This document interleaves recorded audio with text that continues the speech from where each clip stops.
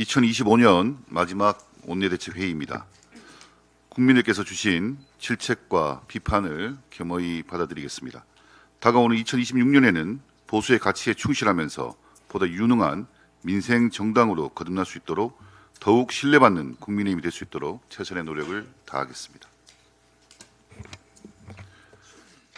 민주당이 특검을 대하는 태도는 이제 예외적 수단이 아니라 상시적 정치 전략에 가깝습니다.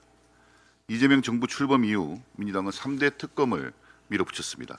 최대 577명에 달하는 수사진과 180일의 수사기간, 공소유지까지 포함해 508억 원의 예산이 투입될 것으로 추산되지만 성과는 미미했습니다.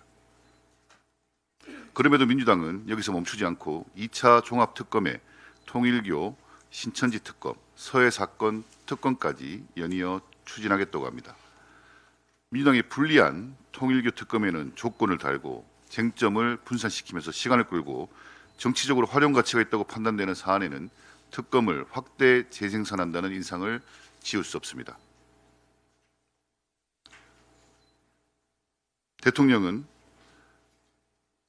반탄 야당 인사를 기획예산처 장관으로 발탁하고 민주당은 내란 청산을 외치며 2차 특검을 밀어붙이고 있습니다.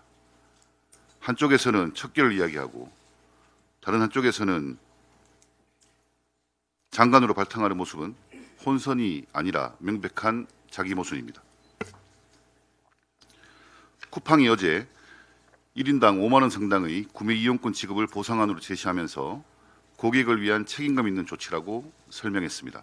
그러나 실상을 들여다보면 내용과 발표 시점 모두 실망스럽고 황당하기 그지없습니다.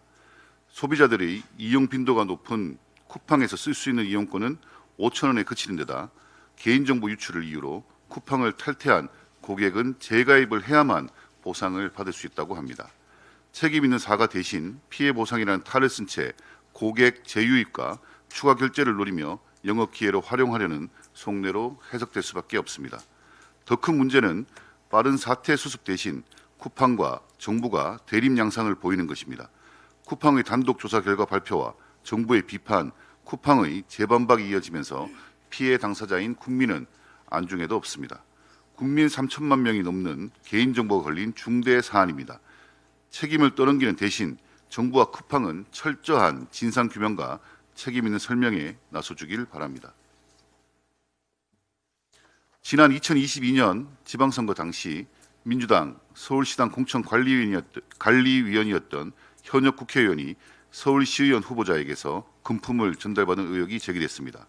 보도에 따르면 지방선거 공천이 이루어지던 2022년 4월 21일 당시 민주당 서울시당 공천관리위원회 위원이 민주당 공천관리위원회 간사에게 금품을 전달받은 정황을 토로하며 도움을 요청했다고 합니다.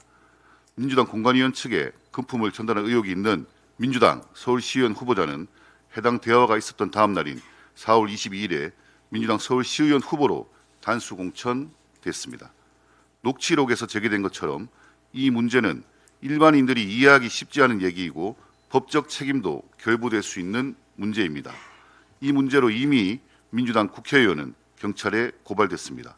경찰은 조속한 수사를 통해 한 점 의혹 없이 진실을 명명백백하게 밝힐 것을 촉구합니다.